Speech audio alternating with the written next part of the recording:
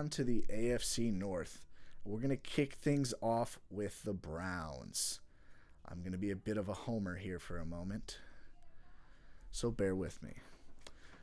So in the offseason, they made a blockbuster trade with the Giants, bringing in Odell Beckham Jr. and Olivier Vernon. They also signed Sheldon Richardson, Kareem Hunt, a bit of a controversial signing there, having some off-field issues, and he'll be suspended for the first 10 games, I believe. Sorry, 8 games. Pretty sure it's 8 games. They brought in Morgan Burnett at safety, and they brought in a couple linebackers, Darius Taylor and Ray Armstrong. Leaving the team, they traded Duke Johnson away just a few weeks ago for draft picks. And in that trade for OBJ and Olivier Vernon, they traded away right guard Kevin Zeitler and safety Julius Peppers. They also traded Emmanuel Ogbah, defensive end. In return, they got Eric Berry, safety from the Chiefs. So I definitely feel like the Browns are back. They finally have a franchise quarterback, something they haven't had since them coming back to the NFL in 1999. There's been some questions on their offensive chemistry. OBJ wasn't there at voluntary camp, but he's been there all through training camp. That being said, he hasn't played in a preseason game, and I know I would like to see Jarvis, Odell, and Baker all playing. Hopefully in the preseason game week 3, they'll all be out there for a little bit just to kind of see what they have. So after Odell and Jarvis, they have Antonio Callaway, wide receiver. He's suspended. Substance abuse policy. Be the first 4 games. And then, so I mentioned Kareem Hunt earlier. He's suspended, I believe it's the first 8 games. It's a big question of what his role will be when he comes back. I don't expect Nick Chubb to just completely be thrown to the side. I think Kareem Hunt will kind of come in as that change of pace third down back, and then I think he'll be some fresh legs for a late in the season and potentially a bit of a playoff run from the Browns. So I think one of the most underrated things about the Browns was their additions on defense. I think they're going to have one of the best D lines in football.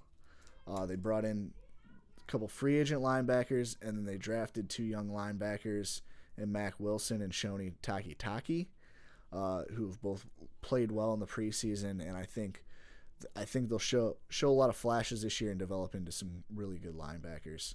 Their run defense was not great last year. I do expect that to improve. Another position battle they got going on is Greedy Williams is competing with Terrence Mitchell for that second corner spot behind Denzel Ward. I think no matter what, I think you'll see a lot of times all 3 of them on the field. Very spread it out NFL these days. So I would expect them to be running 3 corners a lot. One of the biggest downsides the Browns have right now is the kicking situation.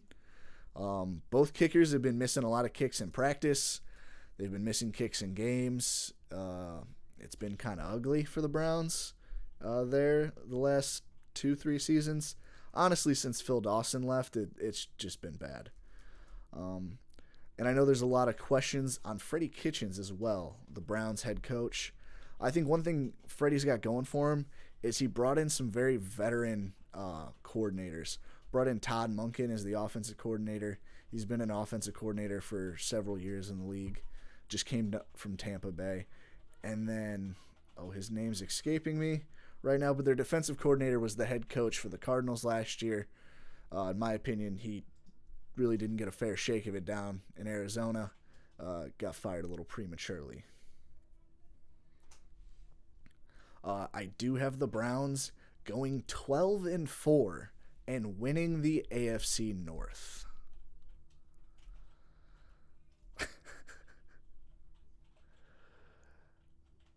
All right, on to the Steelers. A couple of the Steeler additions. They brought in Steve Nelson, Dante Moncrief at wide receiver. They lost Le'Veon Bell, and probably the biggest one was they traded Antonio Brown away to the Raiders.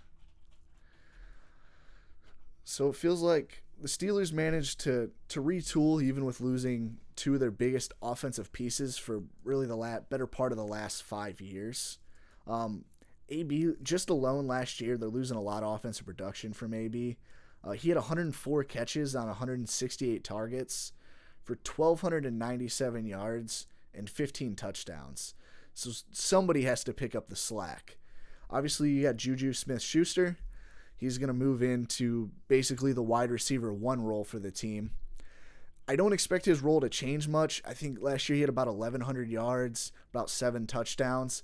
His touchdown production may go up, but I think all in all, he's going to be about the same. The big thing there, I feel, is now he's going to be facing number 1 coverages. Teams that shadow the best receiver with their best corner, he's going to be dealing with that now instead of Antonio Brown having to deal with that. Whenever there's a double coverage, you know it's going to be on Juju because he's the best receiver on that team.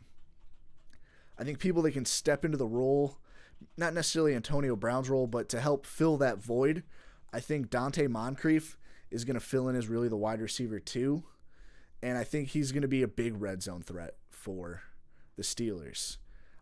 And I would not discount James Washington going into his second year. I think he's going to be very productive in the offense.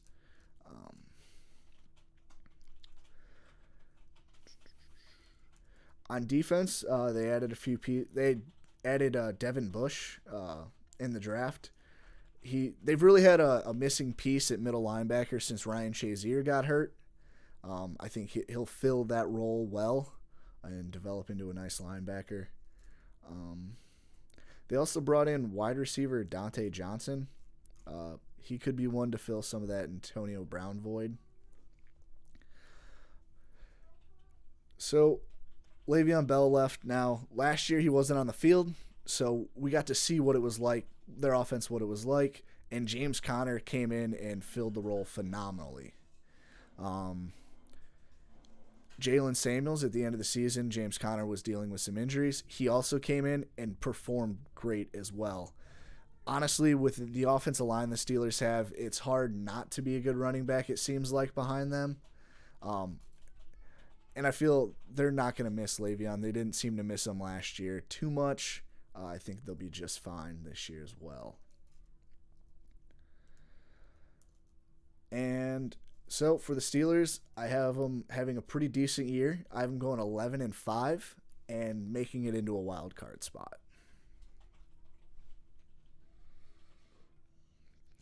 I'm glad.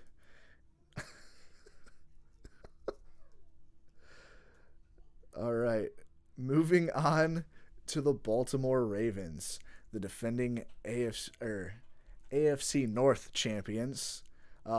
Completely redesigned their offense here in the offseason to fit Lamar Jackson, and they're hoping they can have success, just like they did when he came in to start the last 7 games last year. So their new offensive coordinator is Greg Roman. He was the offensive coordinator for the 49ers from 2011 to 2014, where the offense was a very run-pass option offense with Colin Kaepernick as the quarterback, and they were successful with it. They played great defense, and even I think the one difference is I think Colin was a better passer, but I think Lamar's a better runner. I don't know how much that will hold up over time, but we'll see. They completely retooled the offense. The quarterbacks they've brought in, they still have RG3 there. They drafted Trace McSorley from Penn State. Very rushing quarterbacks. It seems like they're gearing up for this to be the way of the future for them. They brought in some weapons to try and help him out. They drafted Marquise Brown in the first round. They drafted Miles Boykin in the third round. They did lose John Brown, but they do return Willie Snead at the wide receiver position.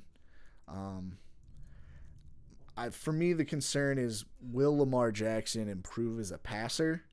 In his 7 starts last year, He never had more than 25 pass attempts, and he never had more than 14 completions. Just not a great completion percentage, not a high volume of passing, but he had a high volume of running. He averaged 21 carries over those 7 games. There are several starting running backs in the NFL that don't even get 21 carries a game, and their quarterback was rushing the ball 21 times. Even watching him in the preseason, it feels like he needs to slide more. You don't want your franchise quarterback getting hurt, fighting for a few extra yards, running the ball. I get it, that's his style, but I just don't think that style can last in the NFL. At running back, they signed Mark Ingram, and they also drafted Justice Hill, and then they have Gus Edwards coming back. I expect that trio of running backs to be used very heavily. They ran a lot of run-pass option or a lot of just read options with the quarterback and running backs. It wouldn't surprise me if you see a little wishbone where you have 2-3 running backs in the field, all with a possibility of carrying the football. They did lose a lot on defense. They lost Eric Weddle. They lost C.J. Mosley, middle linebacker. Zadarius Smith, an outside linebacker. And Terrell Suggs, an outside linebacker. And they did bring in Earl Thomas. I think Earl Thomas will fill the void Eric Weddle left just fine.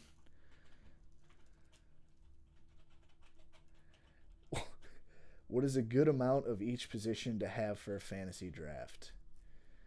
Well, for me personally, I'm going to have 1 quarterback, 1 tight end, 1 defense, 1 kicker, and then depending on your roster size, you're going to basically, whatever you got left, you're going to split that in half and go half running backs, half receivers.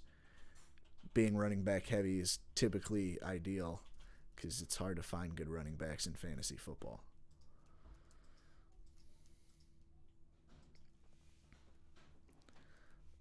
All right, back to the Ravens defense. Like I was saying, Earl Thomas, I think he'll fill that Eric Weddle void just fine.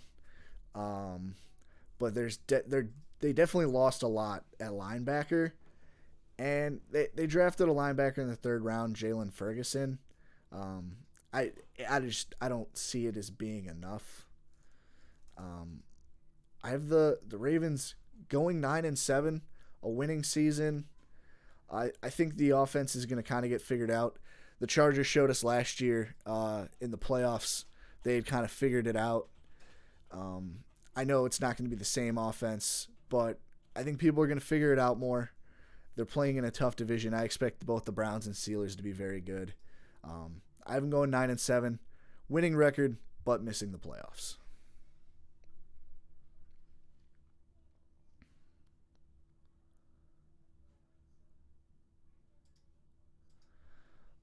All right, on to the Cincinnati Bengals.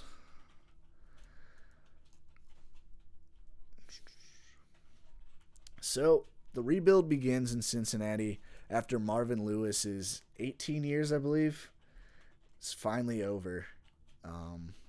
Feels like about time. It's been a lot of mediocrity in Cincinnati under Marvin Lewis. They were never great, but they were never terrible. But they bring in Zach Taylor as their head coach.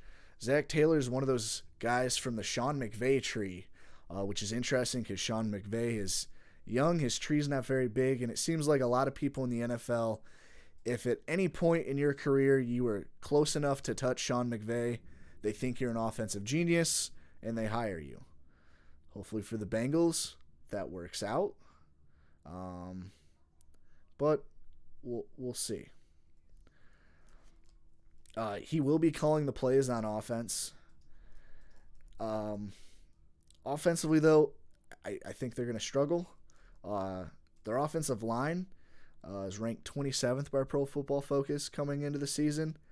Now, in the draft, they did try to help address that offensive line. They drafted Jonah Williams in the 1st round, but Jonah Williams is going to miss the entire season due to a shoulder injury. He had surgery on it. He will miss the whole season, it makes it rough to try and improve the offensive line when you have a lot of injuries there. Their defense was atrocious pretty much all season long at just about every level. They addressed defense a little bit in the draft. They didn't do much in the offseason. I think this is going to be similar to the Dolphins. A lot of holes, a rebuild. Just hopefully the organizations understand that and give the head coaches more than a year or two.